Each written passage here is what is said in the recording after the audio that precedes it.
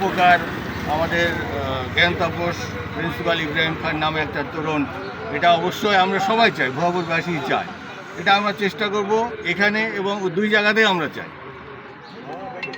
এখানেও চাই ওই জায়গায় চাই। এখন এটা আমরাও আমাদের ডেভেলপমেন্টগুলি আপনারা জানেন যে এটা কিন্তু শিক্ষা প্রকৌশলের হাতে, আমাদের হাতে নেই।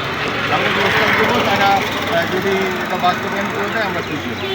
তাছাড়া যদি শিক্ষা প্রকৌশলীর বাহিরেও আমাদের মানে কলেজ কর্তৃপক্ষ বা কলেজের পক্ষ থেকে, যেহেতু গেটছি, কলেজের পক্ষ থেকে কোনো উদ্যোগ নেওয়া যেতে পারে কিনা? না, আমাদের এই জাতীয় কোনো ফান্ড নেই। আমরা কি খরচ করতে পারবো কি পারবো না এটা আমাদের টোটাল একবারে আমার লিখিত আছে, এর বাইরে আমাদের যাওয়ার কোনো সুযোগ নেই। বিষয় যেটা শিক্ষার্থীরা যদি উদ্যোগ নেয়, যেহেতু ওনার নামে এটা করণ ছিল, শিক্ষার্থীরা উদ্যোগে যদি এটা করতে চায় সেক্ষেত্রে তারা মানে সহযোগিতার মাধ্যমে আপনাদের সহযোগিতা আছে।